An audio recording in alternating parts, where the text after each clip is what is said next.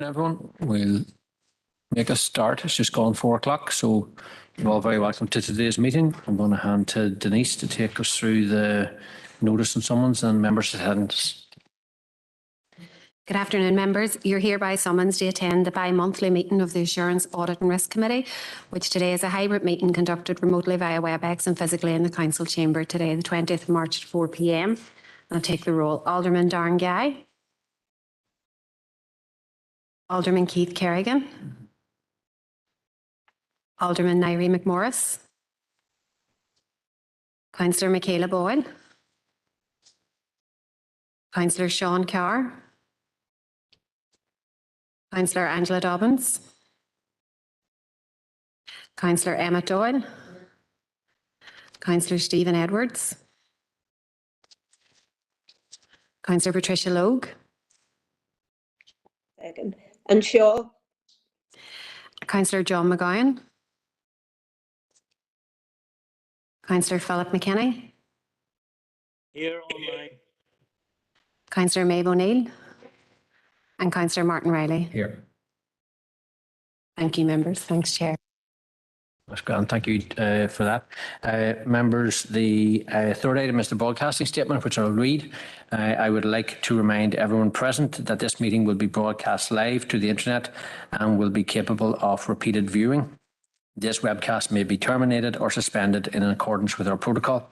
If you are seated in the lower public gallery or the media areas, it's possible that the recording cameras will capture your image, and this will result in the possibility that your image will become part of the broadcast.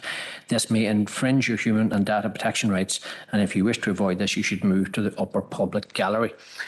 Item 4, members, is declarations of members' interests. If anyone has any declarations of interest, please verbalise them now or put them in the chat box and complete a form with committee sections. So I'll give that a moment to see if anyone has any interests to declare.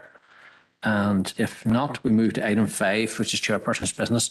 Members, only one item of chairperson's business today, which is just to record my thanks in my final meeting as chair of this committee before the recess for the elections.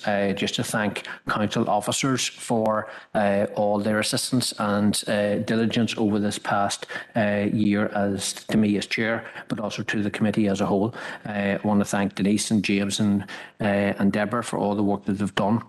Also to the committee section for all the attention that they have brought to the committee, and obviously thanks to all the members either here in the chamber or virtually online over this past year. I've enjoyed this role as chair, and I put that down to the way that it is well run by the committee staff and you as members, so thank you for that.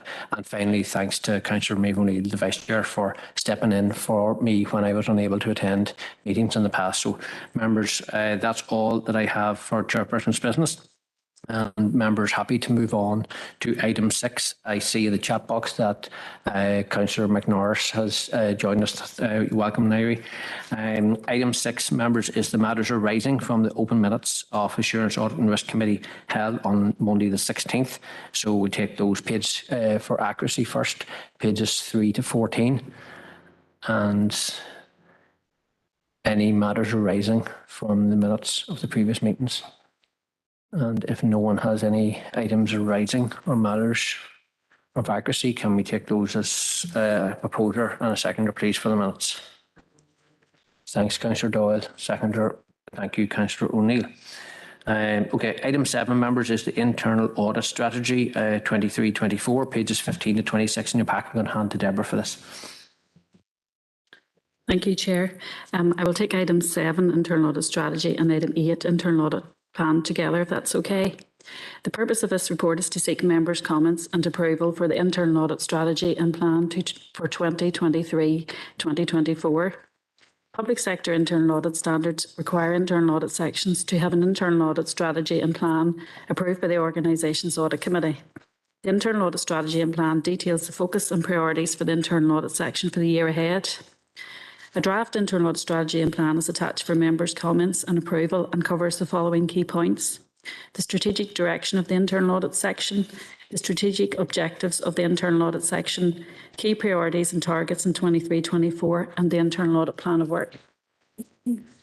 There are no implications arising from this report, and it's recommended that members approve the draft internal audit strategy and plan for 2023-2024. Happy to take any questions. Thank you, Chair. Yeah, thank you, Deborah, for that.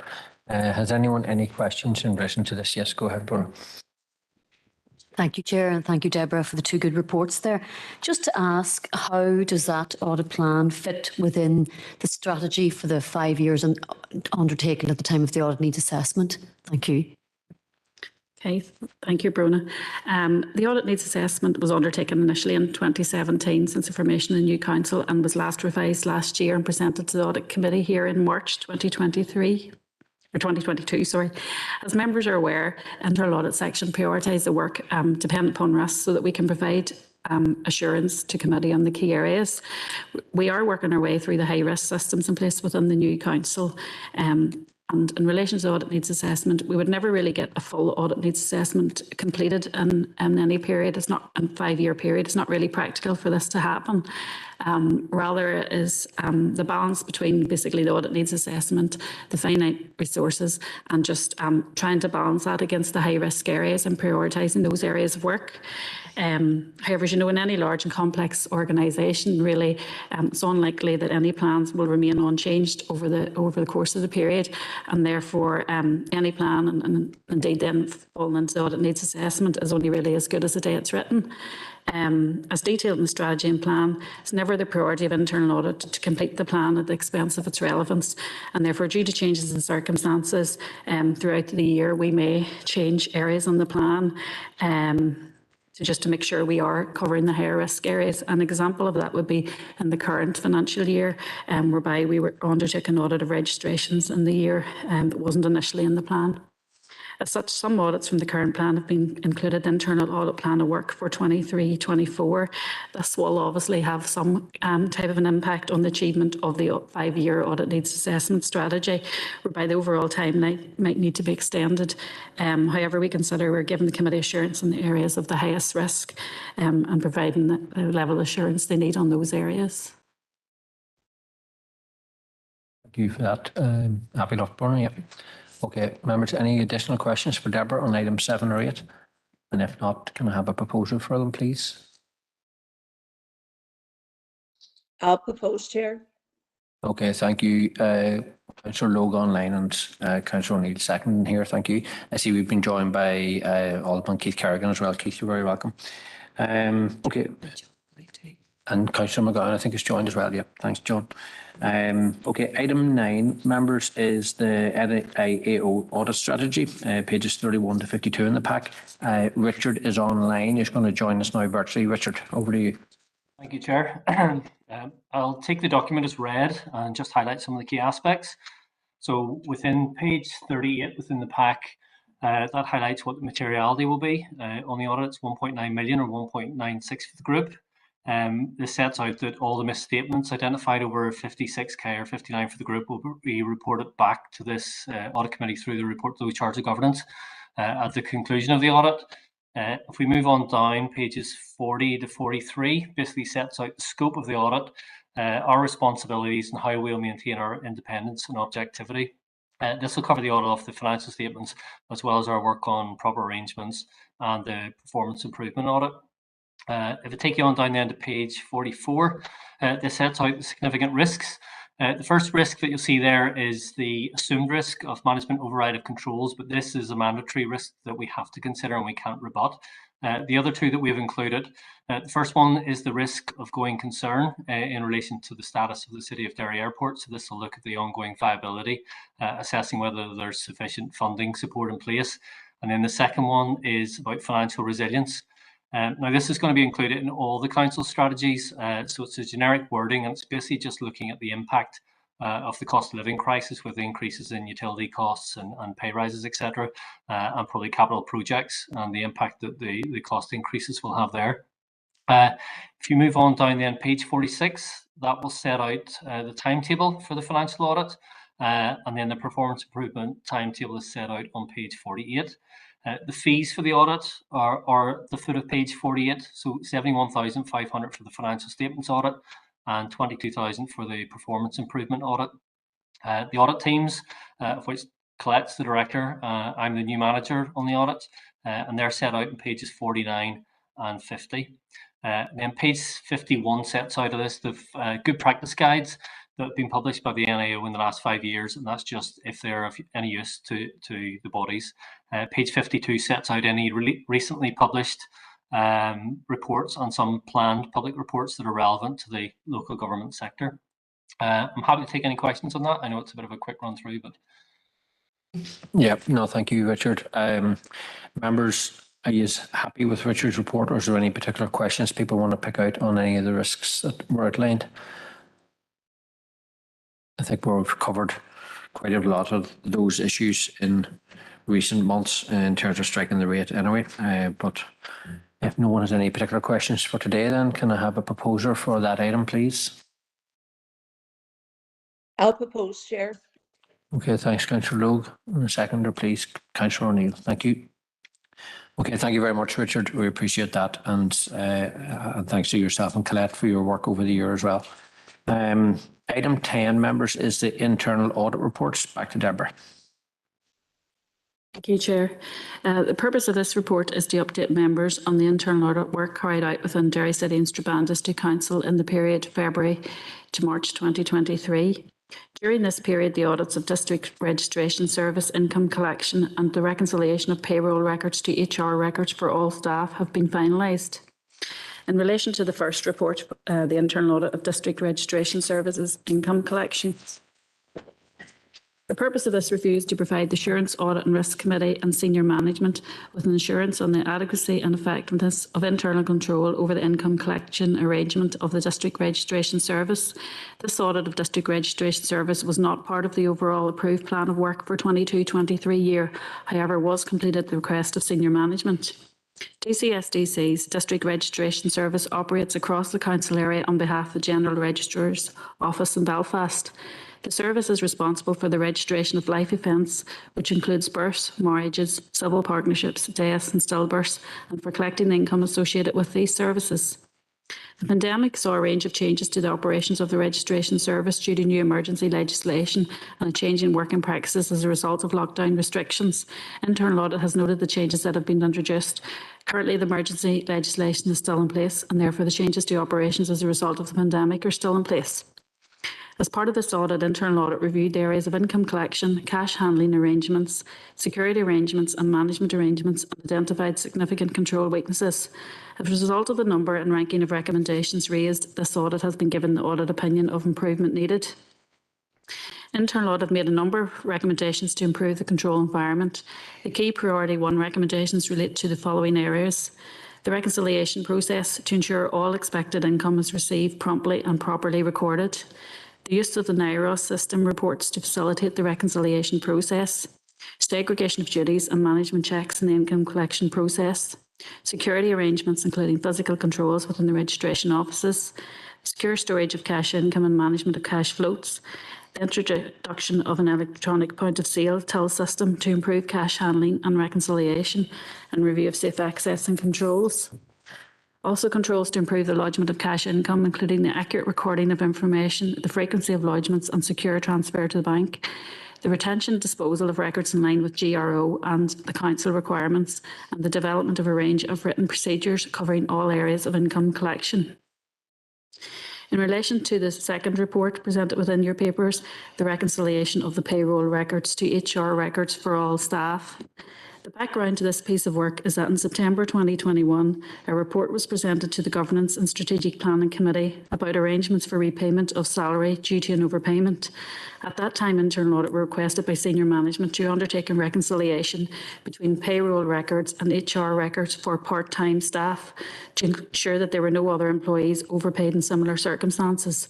Internal Audit undertook this reconciliation between payroll records and HR records for part-time staff and presented the report to the Assurance, Audit and Risk Committee in November 2021. As a result of the review for part-time staff, Internal Audit recommended that a regular manual reconciliation is undertaken between the 2 databases for all staff. The key reasons for this was to ensure that there are no ghost employees existed, that is, where staff members added to the payroll to collect a wage salary even though they may not be employed by the council, that other staff were not under or overpaid in similar circumstances, and that any anomalies are identified and corrected. To assist management and provide an independent view in the initial year, internal audit included a reconciliation of payroll records to HR records for all staff as part of the approved audit plan for 2022-23. As a result of this review, internal audit are satisfied that for the period reviewed, there were no ghost employees on the payroll database, as explanations were obtained for any differences identified. Furthermore, based on the testing carried out, internal audit did not identify any cases of overpayments or any underpayments in similar circumstances as before. These are two key pieces of assurance. However, as a result of the reconciliation exercise, a number of differences were identified between the two databases. Internal audit acknowledged that if there were one system with different modules for payroll and HR, this would reduce the risk of differences occurring. However, based upon the current systems in place, internal audit have made 13 recommendations to improve the control environment going forward. Management have responded positively to the recommendations raised, and a summary of these recommendations, along with management responses and implementation dates, recommendations section within the report. Other internal audit work undertaken in the period, internal audit continued to be available across the council to carry out reviews of financial, governance and operational arrangements as required, working with management to ensure that they considered the risks and controls associated with any new or changed processes. There are no implications as a result of these reports. It is recommended that elected members consider and endorse the internal audit of District Registration Service income collection and the reconciliation of payroll records to HR records for all staff. Happy to take any questions. Thank you, Chair. Okay, yeah, thank you for that, Deborah. Councillor Doyle, go ahead, Emma. Thank you, Chair. And can I just, on behalf of Intu, thank you for your role as Chair for this year. And of course, thank all of our staff and the audit team as well.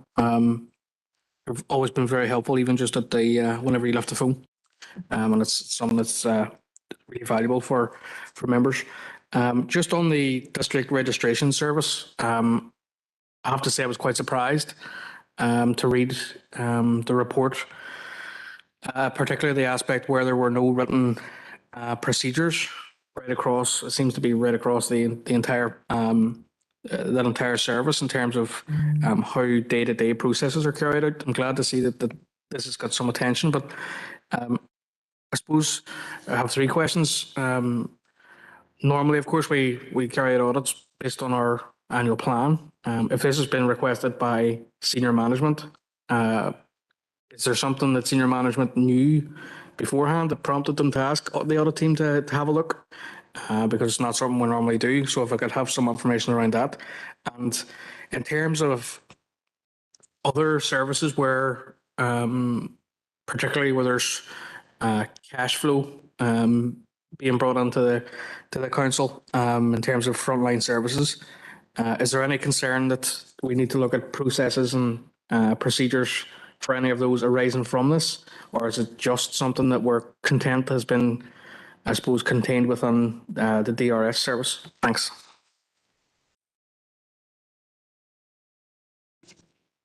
Thank you, Councillor Doyle. In relation to your first question, was it requested by senior management, and was there any reason why? Senior management had came to us. It was identified through the finance reconciliation, some queries that were unresolved, and that's why we were called in the first place to undertake detailed testing just for the period of time to see could we resolve some of the areas within that. They're detailed in the report in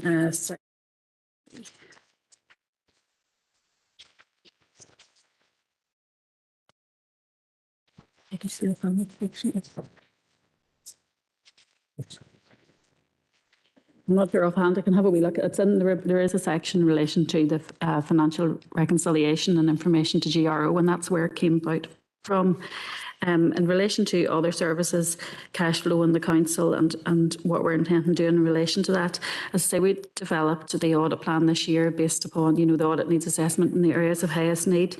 In any audit that we would look at those in any audit, if we're undertaking income collection, In an area, for example, in the plan of work proposed for next year, we have like building control, income collection, and we'll also be looking at the plan and the income collection within that in the forthcoming year. And obviously, if there were any other concerns in the area that we were alerted to, then we would build that into the plan as well. Okay, thanks for that. Councillor Doyle. Brona. Thank you, Chair. I want to thank Deborah and her team for the comprehensive report and the work that was done when it was called to your attention. I have just 2 or 3 questions as well, if I may. The first one, you mentioned that there was emergency legislation in place, and I guess one of the questions would be, how long will that be in place for, if we know that? And will there be any impact on the controls once that legislation is removed? Secondly, when was this area audited last, given the extent to which the controls are maybe out of sync there? Just some information about that. And hand in hand with that, when would the follow-up audit be, given it's been given an audit opinion of improvement needed? How soon would we get assurances at this committee level that things have been put into place? And just following up on Councillor Doyle's question, in relation to other areas within the council, would there be any merit in council procedures in relation to income being developed by perhaps a finance section and then rolled out across the organisation? I've seen that done in other councils, whereby then there's a standard procedure and it may be then locally adopted then in the relevant areas, just to give different sections that may not know the controls that should be in place some information, maybe something just to consider in the future. Thank you, Chair. Okay, thank you, Brona. I'll answer some of these questions, but also just to let you know there is a representative from management here today if you want anything further, and let Seamus come in afterwards if he wants to, or if you want to ask anything further.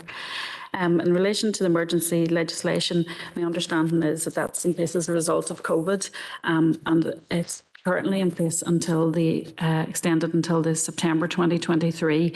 We're not sure if it will be extended beyond that or not, but Seamus can come in. And do you want to come in on that one first before I move on to the next question, Seamus? Yeah, through you, Chair, very briefly. I suppose the Coronavirus Act 2020 amended the Birth and Death Registration Act, and there's been a lot of benefits in relation to the change in operational procedures, i.e. less cash. That legislation was to facilitate remote working and social distancing. There was a lot of uncertainty in terms of how long that change would remain in place. So it has been extended about 3 to 4 times every 6 months. And as Deborah says, it's extended now to September. So it has altered how documents are completed and transferred. And attendance in person is no longer required for death registrations. And as you'll note from the report, there has been a number of weaknesses identified. And from the management responses, the majority of the recommendations, we aim to have implemented measures within a short timescale. And I'll pass you back to Deborah in relation. Okay, thanks, Seamus. In relation to your second question, Brona, in relation to when was it audited last, this is the first time that an audit of registrations has been undertaken in the new Derry City and Strabane District Council. The last audit undertaken in this area was in the former Derry City Council in 2011, and at that stage it was the section was called Birth, Deaths and Marriages. So the main key changes is that the last audit was undertaken prior to the introduction of the NIROS system within the registration unit, and the processes and impact and different procedures relevant to that will have changed then since the time of the last audit. In relation to when the follow-up audit will be, any audit given assurance rating of improvement needed or major improvement needed, we always plan to undertake a follow-up audit within approximately 6 months of the report, and that would be a full follow-up audit on the recommendations to assess whether they've been implemented or not. And we would normally allow the 6 months just to allow management time to implement all the recommendations, because we've found in the past, if we go back earlier than that, some of the time schedules for implementation may not have passed, and then we end up doing the second follow-up, which is an impact on our resources. So we just kind of think it works best, the 6 month timeline.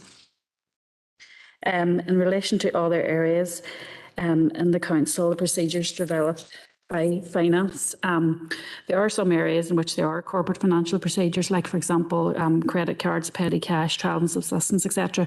But currently there is no one overall corporate procedure in income collection. But we would, as part of any income audit, look at the localised financial procedures in place then specific to that audit. And as I say, you can see from the registrations audit, we've made a number of recommendations in relation to those. But obviously from a corporate perspective, that's something we can highlight within the organisation to hopefully address that going forward. Deborah, thank you. Seamus, thank you, Chair. Okay, thank you everyone for the comments in relation to this item. I don't see any other, Tricia Lowe, Councillor Lowe, go ahead. Thank you, Chair. Before I say what I have to say, just want to thank you, Martin, for your position as Chair over the past year. I suppose I would just want to agree with Brona on her, maybe, I don't know if it was a suggestion, Brona, but an overall system, a uniform system for council income. I think that would be most helpful if some kind of system was devised that all areas of council were working under. I think that would make it easier for everybody, and especially the audit team getting on there and they look at it. There is quite a number of recommendations. I do understand that we had COVID in the middle of all this. But hopefully all those recommendations will be in place when that area is visited again. But I do agree there needs to be, well, I think it would be better if there was a uniform system of cash income. Thank you. Okay, thanks for that, Councillor Logue. Any other comments from people? Questions for Deborah? And if not, proposer for the item, please. I'll propose, Chair. Okay, thanks, Councillor Logue and Councillor O'Neill here in the chamber. Proposed and seconded. Thank you.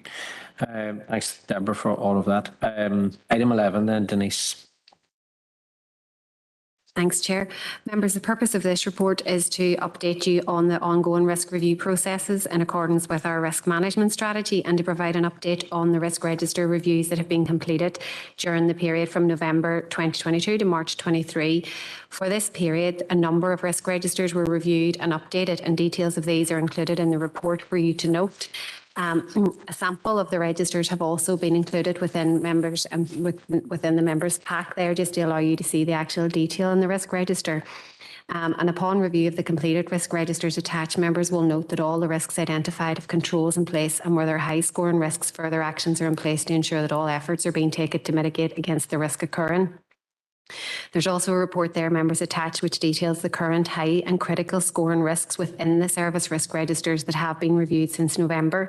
And that report also details the controls which are in place to mitigate the risks, and a summary of these risks is included there again for members to note.